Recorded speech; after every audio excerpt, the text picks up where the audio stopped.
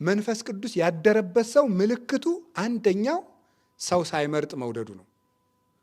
ሁለተኛው ደስተኛ መሆኑ ነው። ምንም ነገር ቢፈጠር የማይታወክ ልብ ያለው እሱ የመንፈስ ፍሬ አፍርቷል ማለት ነው። ልቡ ለጻድቅ ውኩል ከመአንበሳ፣ ብትሰድቡት የማይከፋው፣ ብታንኳስሱት የማይከፋው፣ ብትተቹት የማይከፋው፣ ያለውን ነገር ሁሉ ብትወስዱበት የማይከፋው፣ ብታዋርዱት የማይከፋው፣ ከወንበር ብታወርዱት የማይከፋው፣ ብትሾሙት የማይፈነጥስ፣ ደስታውም ሐዘኑም የማይነቀነቁት ሰው፣ ደስታ ሲያገኝ ብሎ ትንፋሽ የማያጥረው። ነገ እንለወጣለን። ስለመለወጣችን ስላለመለወጣችን አትጨነቁ። ዝም ብላችሁ ተማሩ። አታስቡ አላልኩም፣ አትጨነቁ ነው ያልኩት። ተማሩ። ስትማሩ ቆይታችሁ መሄዳችሁ አሁን ኃጢአት ስትሰሩ ትችላላችሁ። ቢቻል አትስሩ፣ አንስራ። ባይሆን ግን ተመልሰን መተንም እንማር፣ እንስተካከላለን። ጌታዬ ኢየሱስ ክርስቶስ ሆይ እንደ በጎ አዝመራህ ቁጠረኝ፣ በጆሮዬ ውስጥ እንክርዳድ ከሚዘራብኝ ክፉ ጠላት ጠብቀኝ። የሻከረውን ልቡናዬን አንተ አለስልሰህ ዝራበት፣ በመስቀልህ ርፍነትም ልቡናዬን ረሰው ብለን እንጸልይ። ቃሉ ብርቱ ነው። ቃለ እግዚአብሔር ይመትር ነደ እሳት፣ ቃለ እግዚአብሔር ያድለቀልቁ ለገዳም። የእግዚአብሔር ቃል በረሃውን ያነዋውጠዋል። የእግዚአብሔር ቃል የእሳቱን ነበልባል ይቆርጣል ስለሚል ጸሎት ዋናው አጥር ነው።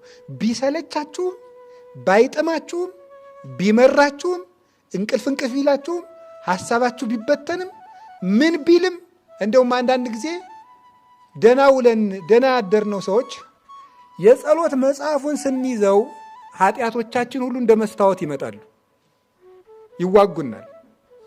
ዝም ብለን እናንብበው፣ ግድ የላችሁም። የእግዚአብሔር ቃል ቅቤ ነው አይደለም የሚሉ አባቶቻችን። ቅቤ ስለ ቅቤ ብትማርም ባትማርም ከተቀባሁ ምንድን ነው ያለዝብሃል። ጸሎቱ ቢገባህም ባይገባህም ከጸለይከው ልቡናህን ማለዘቡ ረዴት ማሳደሩ አይቀርም። ስለዚህ እግዚአብሔር ሰዎች እንጸልይ። ዲያብሎስ እጅና እግራችንን ካላሰረ የእኛን ጸጋ መውሰድ አይችልም። የሚወስደው መጀመሪያ እንዳንጸልይ ማሰልቸት፣ ማፏሸግ፣ እንቅልፍ ማለት፣ እንባ ጦሽ ማድረግ፣ እግርን ማሻረብ፣ ማቅመድመድ፣ ስቂት ማድረግ፣ ቅንድብን ማክበድ፣ ሐሳብን አምጥቶ ልብን በሙሉ ክፍልፍል አድርጎ መጨረስ ሰልችቶ እንድናቆመው ነው። አጥሩን አፈረሰ ማለት። ከዚያ በኋላስ እንደፈለገ ሀብታችን እየወሰደ መሸጥ፣ ጸጋችን በሙሉ ማባከን፣ እኛን ማጥፋት ይችላል። ስለዚህ የእግዚአብሔር ሰዎች ከምንም በፊት ለጸሎት ቅድሚያ ነስ። እግዚአብሔር 6 ነገርን ይጠላል። ሰውን ከፍ ዝቅ አድርጋ የምታይ ዓይን፣ ክፉ የምትሰማ ጆሮ፣ የሰው ደም የምታፈስ እጅ። ክፉ የምትሰማ ጆሮ፣ የሰው ደም የምታፈስ እጅ፣ ወደ ክፉ የምትሮጥ እግር፣ መጨረሻ ላይ 7ተኛይቱን ይጠላታልና መጽሐፈ ምሳሌ ምዕራፍ 6 ላይ በወንድማማች መካከል ጠብን የምትዘራ ምላስ ይላል። ነገረ ሰሪን እግዚአብሔር ይጠላታል። እያንዳንዱ አፍ የነቢያት ምሳሌ ነው። አፍ በነገር በስድብ ውልጭ ብሎ ሰው በመሳደብ በማማት በርግማን በዚህ ሁሉ ጎስቁሏል። ፈተና በመጣብን ጊዜ እግዚአብሔር እንደሚወዳችሁ ተመልከቱ። እውነቴን የምነግራችሁ ጌታ ሆይ ለምንድን ነው እንዲሁ አክስቴም ሳምንት ዕለት ሞተች፣ እናቴ ደግሞ የዛሬ ወር፣ እንደገና ደግሞ የዛሬ 2 ወር ከስራ ተባረሩ፣ እንደገና ደግሞ ይሄ ቀደረ ተቃጠለብኝ፣ እንደዚህ አለብኝ፣ ጠልተኸኝ ነው ወይ እባክህን ወይም እባክሽን ልጄ ወደ ቤቴ ኑ ማለት ነው። እንዲህ አድርገህ ትፈልገኛለህ ወይ? ራስቼ ስለኖርኩ እማስታውስበት መከራ ሰጠኸኝ ተብሎ ነው መመስገን ያለው። አንተን እንዳስታውስህ የመጥሪያ ደብዳቤ ላክልኝ ነው። መጽሐፍ ቅዱስን ደብዳቤ ጽፎ ላከ፣ ንስሐ አባት ላከ፣ መጽሐፍትን ጽፎ ላከ። በቅዳሴ ጠራን፣ በትምህርት ጠራን፣ በመዝሙር ጠራን። ወንድሞቻችን ሲመጡ በመከራ ጠራን፣ አልተመለስንም። መጨረሻ ላይ ደግሞ የመከራ መልእክት ይልካል። እባካችሁ ኑ ነው። ለምኖ የሚያድን አምላክ እንደ እግዚአብሔር ያለ አለን? ለምኖ እኮ ነው የሚያድን። አሁን ሙሴን አላያችሁትም? እንዴት አስፈራርቶ መመለስ እንደፈለገ። እስራኤል ጣዖት ሲያመልኩ ሙሴ አቤት ተወኝማ እጄ ላጠፋቸው። አሁን ሙሴ እግዚአብሔር ጨብጦት ይዞት እጄ ላጠፋቸው ነው።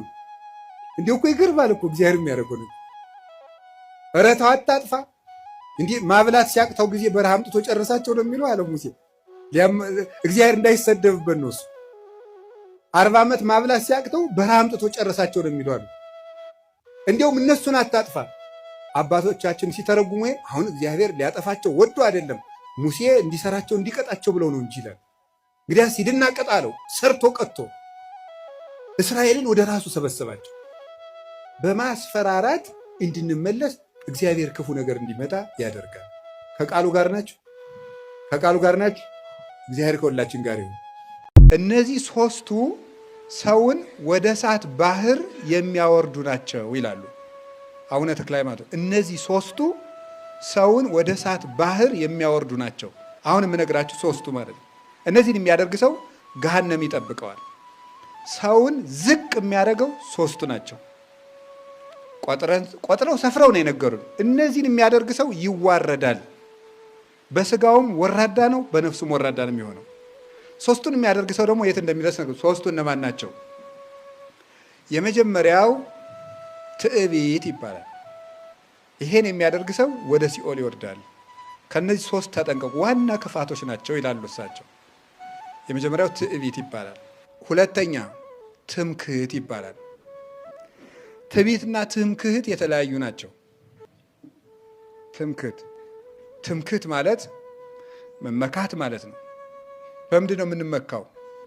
በሰው መመካት፣ በእውቀት መመካት፣ በሀብት መመካት፣ በገንዘብ መመካት፣ በመልክ መመካት፣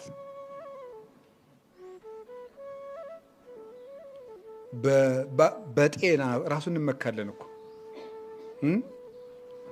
አሁን አይኑ የታመመ ሰው ካለ እውሬ ደርጋሚ እየተባለ ሁሉ ይዘፈንበት የለ ነው። ቀልን በአንካሶች ሲሳቅባቸው ነው የሚውል። በዚህ ሁሉ መመካት፣ ይህ ሁሉ እንዳልነበር ይሆናል። ሶስተኛው ሰውን አውርዶ የሚጥለው ምንድን ነው? ቅናት ይባላል።